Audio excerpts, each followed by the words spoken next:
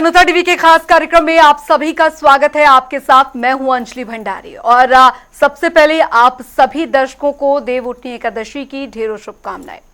देवउठनी एकादशी का बहुत महत्व होता है हिंदू धर्म में। भगवान विष्णु की पूजा अर्चना की जाती है, ऐसा महत्व होता है और कहा जाता है कि इस दिन भगवान विष्णु जी की पूजा अर्चना करने से आपको मनोवांछित जो फल है उसकी प्राप्ति होती है। लेकिन आज के दिन का महत्व क्या है, किस तरीके से आपको पूजा अर्चना करनी है और क्या है शुभ मुहूर्त जिसमें आपको विशेष ध्यान रखना है पूजा अर्चना का, क्या कुछ भोग लगाया जाए और जितनी भी कंफ्यूजन्स आपको होंगी वो भी आपको हम दूर करेंगे इस कार्यक्रम के जरिए। और इसे दूर करने के लिए हमारे साथ हमारे स्टूडियो में आज मौजूद हैं जाने माने ज्योतिषाचार्य अमित जी। बहुत बहुत स्वागत है आपका। नमस्कार। देवउठनी एकादशी की आप सभी को बहुत बहुत शुभकामनाएं, क्योंकि विष्णु भगवान 4 महीने के लिए सो जाते हैं और अब जागने वाले हैं। तो जागते ही अब आपके घर में मंगल कार्य होने वाला है। तो जिसके घर में मंगल कार्य होने वाला है उसको बहुत ढेर सारी शुभकामनाएं। ईश्वर करे आपका जीवन बहुत अच्छा हो और सारे कार्य अच्छी तरीके से पूर्ण हो जाए। चलिए, तो इसी शुभ मुहूर्त के साथ और इसी शुभ संकेत के साथ अपने कार्यक्रम की भी हम शुरुआत करते हैं और जानते हैं कि देवउठनी एकादशी का महत्व क्या है और क्या कुछ खास बातें रहने वाली है, वो इस कार्यक्रम में बात करेंगे। तो चलिए शुरुआत करते हैं अपने खास कार्यक्रम की।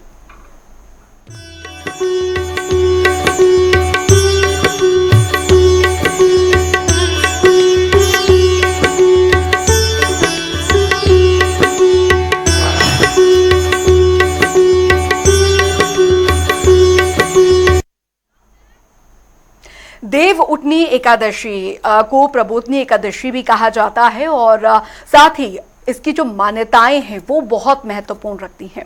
लेकिन इस दिन के महत्व को अगर जानने की बात करें और किस तरीके से पूजा पाठ होता है, क्या कुछ पौराणिक मान्यताएं हैं आज के दिन को लेकर, वो हम जानेंगे इस रिपोर्ट के जरिए। हर वर्ष कार्तिक माह के शुक्ल पक्ष की दशमी तिथि के अगले दिन देवउठनी एकादशी मनाई जाती है। ये पर्व भगवान विष्णु को समर्पित होता है। देवउठनी एकादशी का दिन अपने आप में बेहद शुभ होता है।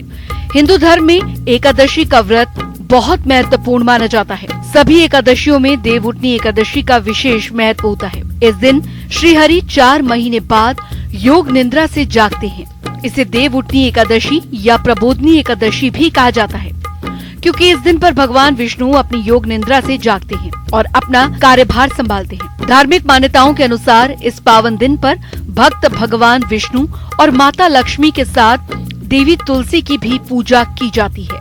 साथ ही कठोर व्रत का पालन किया जाता है। दरअसल भगवान विष्णु जब निद्रा में चले जाते हैं तो 4 महीने तक सभी मांगलिक कार्यों पर रोक लग जाती है। इसके बाद देवउठनी एकादशी के दिन से सभी मांगलिक कार्य फिर से शुरू हो जाते हैं। इस दिन तुलसी विवाह का भी आयोजन किया जाता है। मान्यता है कि देवउठनी एकादशी का व्रत करने से मोक्ष की प्राप्ति होती है।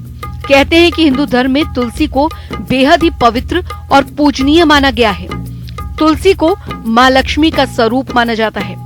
हर वर्ष कार्तिक मास की शुक्ल पक्ष की एकादशी को तुलसी विवाह किया जाता है। देवउठनी एकादशी का प्रदोष काल में गन्ने का मंडर बनाकर श्री हरि के स्वरूप शीलाग्राम और तुलसी विवाह के बाद कथा का श्रवण जरूर करना चाहिए। इसके सुनने मात्र से पाप कर्म खत्म हो जाता है। पौराणिक कथा के अनुसार एक बार माता तुलसी ने भगवान विष्णु को नाराज होकर श्राप दे दिया था कि तुम काला पत्थर बन जाओगे। इसी श्राप की मुक्ति के लिए भगवान ने शालिग्राम पत्थर के रूप में अवतार लिया और तुलसी से विवाह कर लिया। वही तुलसी को माता लक्ष्मी का अवतार माना जाता है। हालांकि कई लोग तुलसी विवाह एकादशी को करते हैं तो कहीं द्वादशी के दिन तुलसी विवाह होता है। ऐसे में एकादशी और द्वादशी दोनों तिथियों का समय तुलसी विवाह के लिए तय किया गया है। धार्मिक मान्यता के अनुसार एकादशी तिथि को पूरे भक्तिभाव से मनाने पर व्यक्ति की सभी मनोकामनाएं पूरी होती हैं।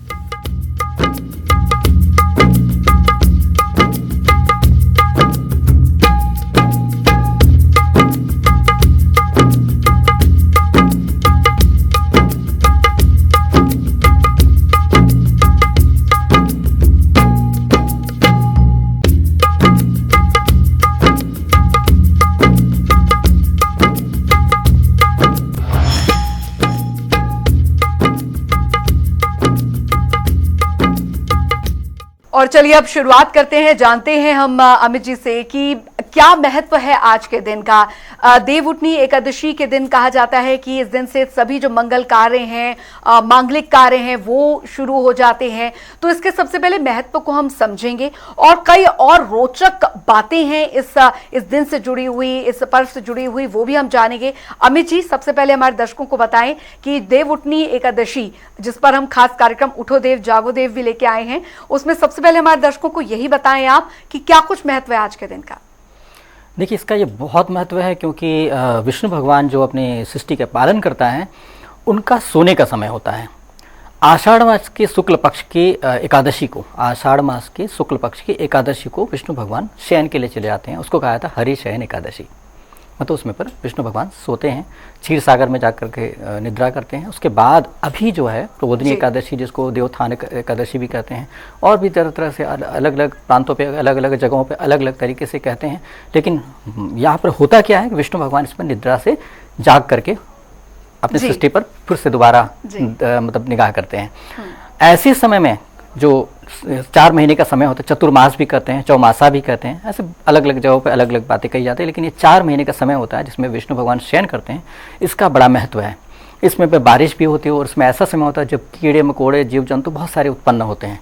तो ऐसे समय में संत महात्मा वगैरह भी चलना छोड़ करके एक जगह पर जहाँ भी रहते हैं, जिस गांव में, जिस क्षेत्र में रहते हैं, वहीं पर विश्राम करने लग जाते हैं। क्योंकि जो साधु संत होते हैं, जो परोपकारी मनुष्य होते हैं, जो अध्यात्म में जाते हैं, वो किसी भी जीव की हत्या करना पसंद नहीं करते हैं। तो ऐसी स्थिति में अगर चलेंगे तो चलने से भी बहुत सारे जीव जंतु, कीट पतंग मर सकते हैं। इस वजह से जहाँ होते हैं वहीं रुक जाते हैं और इसके बाद से जब देव जाग जाते हैं, इसके बाद से वो चलना शुरू करते हैं। तो इस तरह से इसका महत्व हो जाता है। लेकिन इसमें एक और बात बहुत ज़रूरी है, क्योंकि सभी लोगों ने मुझसे प्रश्न किया कि भाई ऐसा है कि जब विष्णु भगवान सो ही जाते हैं, सृष्टि के पालन करता, तो फिर सृष्टि का संचार कौन करता है, चलाता कौन है। ये तो वाकई सोचने वाली बात है। तो आपका संदेह दूर कर दें। जब ये 4 महीने का समय होता है, इस समय पर आषाढ़ मास के बाद फिर सावन लग जाता है, सावन, भादो, अश्विन। तो इसमें क्या होता है, इन समय पर शिव जी की पूजा की जाती है। आपने ध्यान दिया होगा, सावन में जल चढ़ाते हैं, सभी लोग लगे कांवड़ लेके जाते हैं, शिव जी को जल चढ़ाते हैं। भादों में भी पूजाएं होती हैं। सब ये सारा समय जो होता है, ये सब शिव जी संभालते हैं। शिव जी ही इसमें सृष्टि को संभालते हैं। तो ऐसे में ऐसा नहीं होता कि आप बिल्कुल आप केयर नहीं, अनअटेंडेड है, मतलब आपका कोई ध्यान नहीं रख रहा है। शिव जी ध्यान रख रहे हैं और शिव जी की आप पूजा करके उनको प्रसन्न करके उनसे लाभ लेते हैं, बहुत सारे पापों का निवारण कर लेते हैं। विष्णु भगवान आपको अच्छी तरीके से पालते हैं, लेकिन बहुत सारे पापों का निवारण शिव जी बड़े आसानी से करते हैं। शिव जी दयालु हैं, भोलेनाथ हैं। विष्णु जी तो सख्त हैं, जो है सो है। अगर आपने पाप किया तो आपको फल मिलेगा पाप का, पुण्य किया तो पुण्य का फल मिलेगा। एडजस्टमेंट जुगाड़ नहीं होता, आपको सही रास्ते पे चलना ही पड़ेगा, स्ट्रिक्ट है। लेकिन भोलेनाथ ऐसे हैं जो मान जाते हैं और आपको क्षमा कर देते हैं। तो इसलिए भोलेनाथ को प्रसन्न करके आपको 4 महीने का समय मिला है। अब आप अपने आप को बेटर कर चुके होंगे, तो अपने आप को पाप मुक्त कर चुके होंगे, थोड़ा शुद्ध कर चुके होंगे, तो अच्छे से गुड बॉय बन करके विष्णु भगवान के सामने या गुड गर्ल बन के अपने सामने आइए, उनको जगाइए अच्छे प्यार से। और जगाने के बाद सामने, ताकि विष्णु भगवान की पहली नजर आप पे पड़ जाए, ऐसा विचार करते हुए अगर उनके आप पूजन करते हैं तो आपके लिए बहुत अच्छा रहेगा। क्योंकि विष्णु भगवान सो जाते हैं और चूंकि पालन करता है सृष्टि में, जो कुछ हो रहा है उनकी निगाह में होना चाहिए। तो इसलिए कोई भी शुभ कार्य नहीं, मांगलिक कार्य नहीं किए जाते हैं। इसमें अपने पापों का निवारण करने के लिए ज्यादा अच्छा समय होता है। अपने पाप, हर इंसान से पाप हो ही रहा है, तो उसका निवारण करने, निवृत्ति करने के लिए ये समय 4 महीने का अच्छा होता है। उसके बाद फिर आप दुनिया के जंजाल में शादी कीजिए, कुछ भी करिए, बिजनेस कीजिए, उसके लिए शुरू करने का समय फिर शुरू हो जाता है। तो इस तरह से इसका बड़ा ही महत्व है। और भी कारण है, ज्योतिषी कारण भी है, जिसको आपको बताएं टेक्निकली कैसा होता है। आपने शिव जी की पूजा किया, फिर उसके बाद सावन भादो 2 महीने हो गए, उसके बाद अश्विन मास लगता है। अश्विन मास में आपको पितरों के लिए होता है, पितृपक्ष होता है। पितृपक्ष में क्या होता है, पितृपक्ष में आप पितरों को पिंडदान करते हैं, तर्पण करते हैं, श्राद्ध करते हैं। उससे पितरों को आप मुक्त करने के लिए, आगे बढ़ाने के लिए जो 16वां संस्कार होता है वो करते हैं। ऐसे समय में क्या होता है, जब कन्या राशि में सूर्य विचरण करते हैं, उस समय पर यह स्थिति बनती है। जब आपने पितरों को पिंडदान दे दिया, तर्पण दे दिया, श्राद्ध किया, तो इस समय पे उसका जो फल लेने का जो समय होता है, जब सूर्य तुला राशि में आते हैं, उस समय पर उनको फल प्राप्त होता है। आपने दिया और फल प्राप्त कब होगा, वो तुला में होता है। और इसी समय पर विष्णु भगवान जागते हैं। अब यह प्रश्न होता है कि आप विष्णु भगवान के चरणों में पिंडदान कर रहे हैं, श्राद्ध कर रहे हैं, विष्णु भगवान के थ्रू ही आप करते हैं कुछ भी, कि विष्णु भगवान मेरे पितरों को प्राप्त हो। आप जब गया में भी पिंडदान करते हैं, सबसे बड़ा तीर्थ जहाँ पर सबसे लास्ट किया जाता है वो गया तीर्थ में किया था। वहाँ पर विष्णुपद, विष्णु जी के चरणों में अपने पितरों को बिठा के आते हैं, उनको वहाँ पर ही स्थान देते हैं। तो आप जब करें, लेकिन विष्णु भगवान तो सो रहे हैं, तो आप प्रश्न तो आपके दिमाग में आता है ना, लोग यही प्रश्न करते हैं कि जब विष्णु भगवान सो रहे हैं तो आप कैसे कर रहे हैं। तो आप चरणों में रखे तो आते हैं। उसके बाद जब विष्णु भगवान जागते हैं तो देखते हैं कि अरे ये मेरे चरणों में बिठाए हैं, तो सबको बारी बारी से आशीर्वाद देते हुए उनको उस हिसाब से आपको उनको फल प्राप्त होता है। तो ये इस समय पर पितरों को फल भी प्राप्त होता है। तो आप जब भगवान को जगाएं, जगाकर ये जरूर कहें कि मेरे पितरों को जिनको मैंने मुक्ति के लिए आपके चरणों में स्थान प्रदान किया है, भेजा है, कृपा करके उनको मुक्ति प्रदान कर। पितरों को भी आप ये जरूर कहें, ये लोग भूल जाते हैं, ताकि विष्णु भगवान उनको फल प्रदान कर दें। क्योंकि विष्णु भगवान करेंगे ऐसा करके नालायक नहीं बनना चाहिए हमें अपने कर्म करने चाहिए। हमने वो तो कर्म कर दिया श्राद्ध तर्पण का, लेकिन उसके बाद उनसे अनुरोध भी करना चाहिए, विनती करना चाहिए, और जगाते ही विनती करना चाहिए। उसके बाद आशीर्वाद मांगना चाहिए, पाप मुक्ति का जीवन मांगना चाहिए। बिल्कुल अमित जी, क्योंकि अब ये तो महत्व की बात हो गई, लेकिन अब शुभ मुहूर्त हमारे दर्शकों को जरूर आप बताइए, क्या कुछ शुभ मुहूर्त पूजा का यहाँ पर रहने वाला है, ताकि विधि विधान के साथ पूजा अर्चना की जाए, और उसके बाद भोग की बात करेंगे कि क्या कुछ भोग जो है वो लगाया जाए। देखिए, मुहूर्त के मामले में क्या है, आजकल बड़ा ही कंफ्यूजन हो रहा है, कभी ये डेट है, ये डेट, ऐसे लोग कंफ्यूज हो गए हैं, लोग परेशान हैं कि क्या चक्कर है, इसमें 2 डेट पड़ रही है। अभी भी ये कई लोगों ने पूछा कि ये तो 2 डेट की डेट को पड़ रही है, 11 को है कि 12 को है। तो देखिए, इस बारे में एकदम बिल्कुल स्पष्ट बता दें, शास्त्र के हिसाब से जो कैलकुलेशन है पहले समझना पड़ेगा। सिर्फ ये नहीं कि लकीर के फकीर बन गया कि यहाँ पे लिखा है, क्योंकि शास्त्र में हमेशा सारे काल को नहीं लिखा जा सकता। तो एक कुछ नियम बनाते हैं कि इसके हिसाब से चला जाए तो अच्छा रहेगा। और हर शास्त्र में देखिए कुछ अलग अलग बातें लिखी हुई है, हर व्यक्ति ने अपने हिसाब से लिखा, समझने की कोशिश किया और समझाने की कोशिश किया। तो इसमें अपनी बुद्धि भी, अपने भी ज्ञान का उपयोग करना चाहिए। इसलिए शास्त्र का मनन करके समझना चाहिए कि कहा क्यों जा रहा है। अब जैसे आपका जन्माष्टमी होती है, जन्माष्टमी रात्रि का काल होता है, उसमें रात्रि के हिसाब से मुहूर्त देखना चाहिए। शिवरात्रि भी रात्रि का समय का, तो रात्रि के हिसाब से मुहूर्त देखना चाहिए। उसमें उदया तिथि का इतना महत्व नहीं होता है।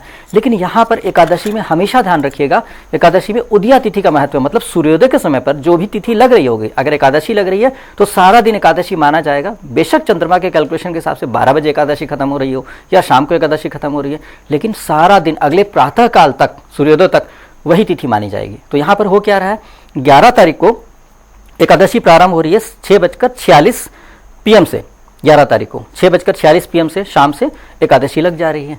सूर्योदय तो एकादशी में नहीं हुई थी, दशमी में हुई थी, एकादशी शाम को लगी। अब अगले सुबह जब सूर्योदय होएगा उस समय पर एकादशी रहेगी, मतलब 12 तारीख को सुबह सुबह सूर्योदय के समय पे एकादशी रहेगी, और उससे क्या होगा कि आपका एकादशी पूरा दिन माना जाएगा। हाँ, हालांकि एकादशी 4:04 PM पे 12 तारीख को समाप्त हो रही है चंद्रमा के कैलकुलेशन के हिसाब से, लेकिन फिर भी अगले सूर्योदय तक एकादशी ही माना जाएगा।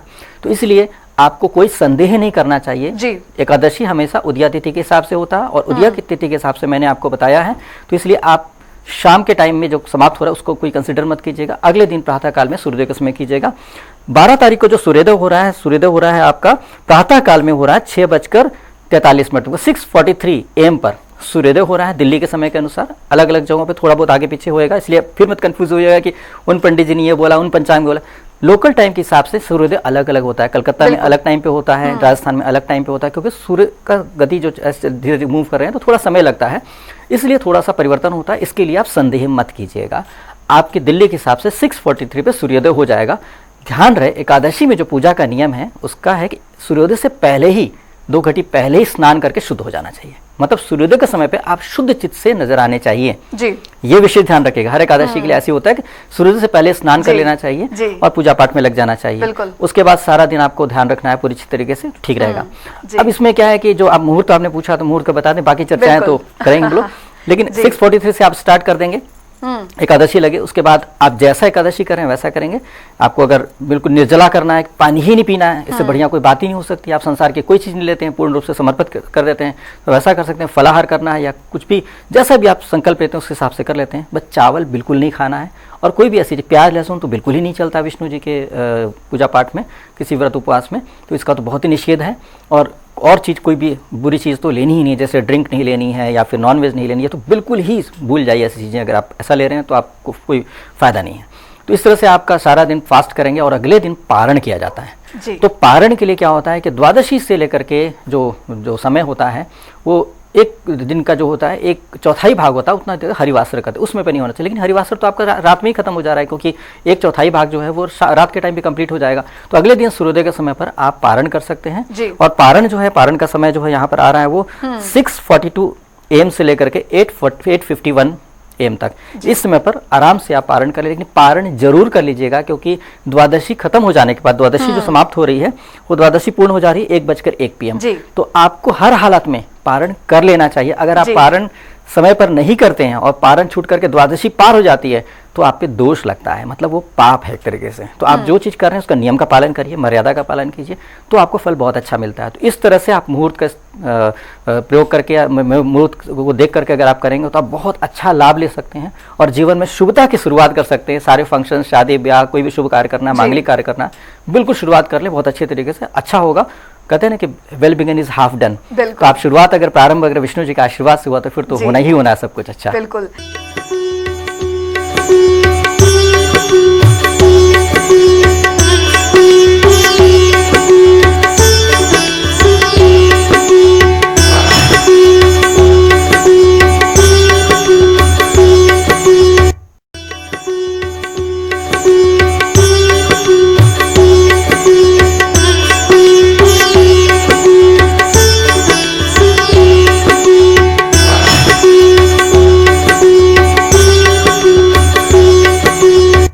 सब कुछ मंगलमय कार्य जो है वो आज के दिन से शुरू हो जाते हैं।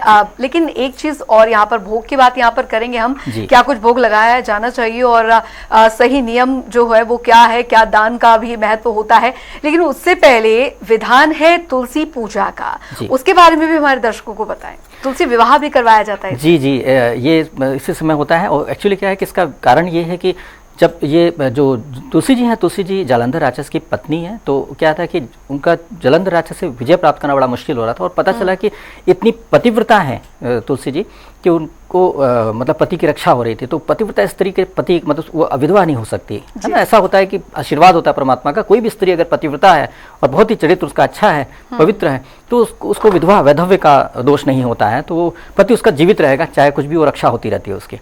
तो अभी और था जालंधर राक्षस को मारना बड़ा मुश्किल था, तो विष्णु जी को बहुत प्रेम करती थी, मतलब मानती थी, आराधना करती थी। तो ये हुआ कि विष्णु भगवान ने क्या किया कि उनके पति का रूप बना करके उनका सतीत्व भंग कर दिया था, जिसकी वजह से उनका पतिव्रता व्रत टूट गया, जिसकी वजह से जालंधर राक्षस मारे गए। तो उसमें क्या हुआ कि इसकी वजह से जब इनको पता लगा तो उनको बहुत गुस्सा आया तुलसी जी को, और तुलसी जी ने शाप दिया कि पत्थर के हो जाओ करके। तो एक सती जो पतिव्रता स्त्री होती है उसका पावर बहुत होता है, तो उसकी वजह से शालिग्राम जी के रूप में विष्णु जी हो गए थे। और उसके बाद से फिर क्या हुआ कि चूंकि उन्होंने सतीत्व भंग किया था तो फिर उनको पति, पहले के ज़माने में ऐसे होता था किसी के साथ अगर आपस में संबंध बन जाए तो उसको पति पत्नी का रिश्ता स्वीकार करना होता था। ये नहीं कि सतीत्व भंग करके चला गया वो व्यक्ति, अगर नहीं स्वीकार करे तो महापाप उसके ऊपर लगता था। तो उन्होंने फिर वो स्वीकार किया उनको पत्नी के रूप में, इस तरह से उनका विवाह हुआ। तो शालिग्राम के रूप में ही तुलसी जी के साथ विवाह किया जाता है, ये चल पड़ा और इसी दिन ऐसा हुआ था।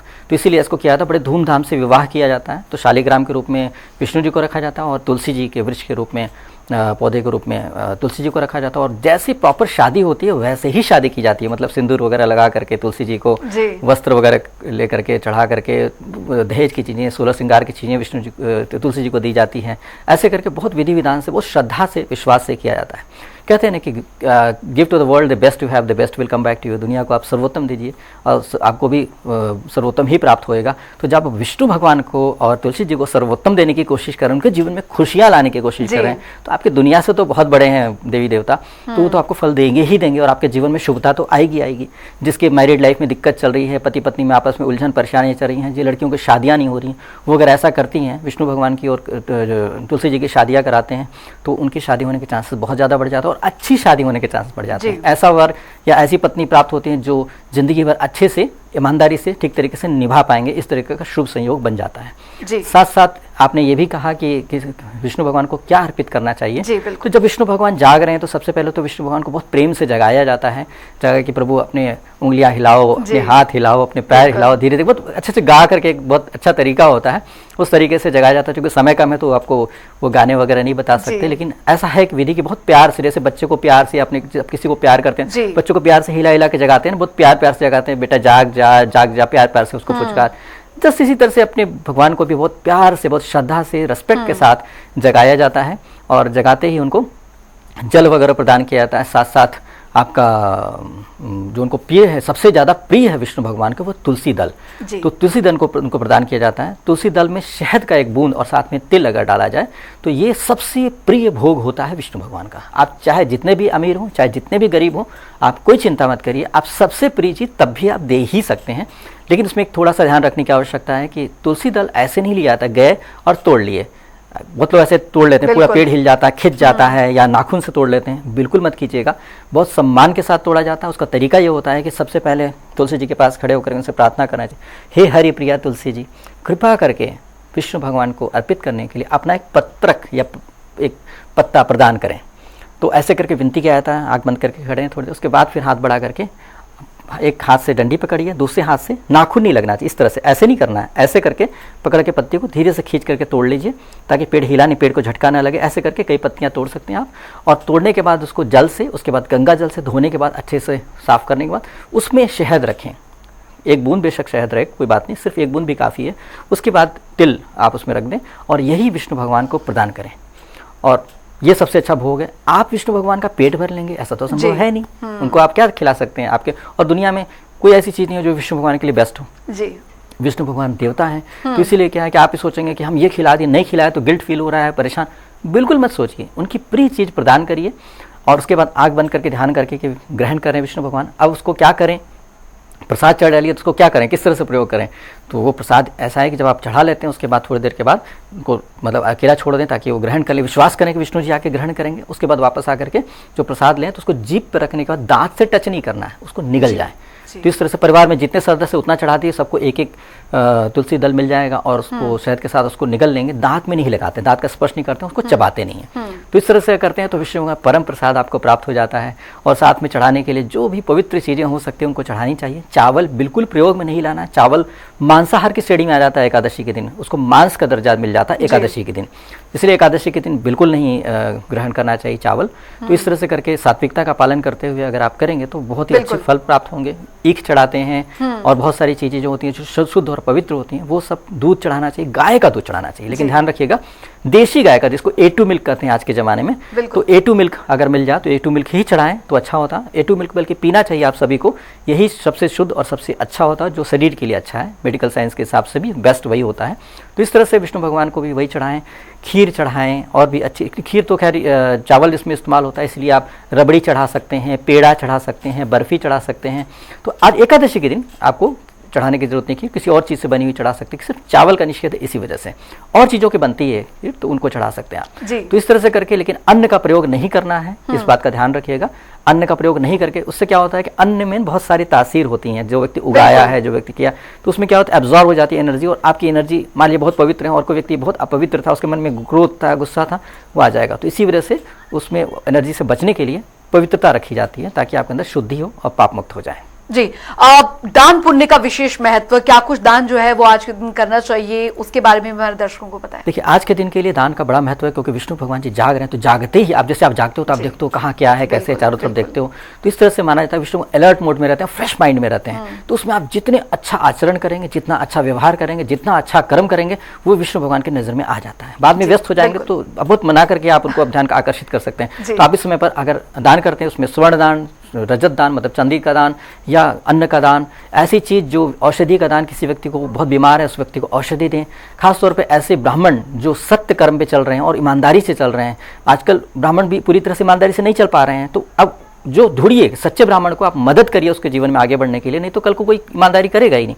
तो ऐसे ब्राह्मणों को बचाना, उनकी मदद करना ताकि वो इस हिंदू धर्म को अच्छे से आगे ले जा सकें और सारे अच्छे से पूजा पाठ कर्म कर सकें, इनकी सहायता करना, उनकी गरीबी से बाहर निकालना, ये सब भी करते हैं तो बहुत ही बढ़िया पुण्य कर्म होगा और जीव जंतु पशु पक्षी सबके लिए भला कर सकते हैं। आज के दिन पूरी तरह से भला करिए, फास्टिंग कर लीजिए और सबको भोजन कराइए, सबको तृप्त करिए। अगर आप ऐसा करते हैं तो आप एक अच्छे मनुष्य का दर्जा प्राप्त करते हैं और शिव जी विष्णु भगवान के आशीर्वाद के पात्र बन जाते हैं, और विष्णु भगवान का आशीर्वाद प्राप्त होगा तो समझिए कल्याण ही कल्याण है। जी अमित जी, एक आखिरी सवाल मैं जरूर यहाँ पर पूछना चाहूंगी, हमारे दर्शक भी इससे जानना चाहेंगे, क्योंकि आपने बताया मांगलिक कार्य शुरू हो जाते हैं, लेकिन अगर किसी के घर मांगल कार्य नहीं हो पा रहे हैं, कोई ना कोई वजह अड़चने आ रही हैं, इस दिन किस तरीके से वो पूजा अर्चना करे, किन विशेष बातों का वो ध्यान रखे, या कुंवारी कन्याएं जो कि ये चाह रही हैं कि उन्हें मनोवांछित वर जो है उसकी प्राप्ति हो, तो किस तरीके से पूजा का एक बहुत आसान सरल जो उपाय है वो हमारे दर्शकों को आप बताएंगे आज? देखिए इसमें क्या है कि आपको मैंने बता दिया, विवाह के लिए तो तुलसी जी का विवाह करने से विवाह में अड़चने आ रही वो काफ़ी हद तक समाप्त हो जाती हैं और चांसेस बहुत अच्छे बन जाते हैं, अच्छे उत्तम वर उत्तम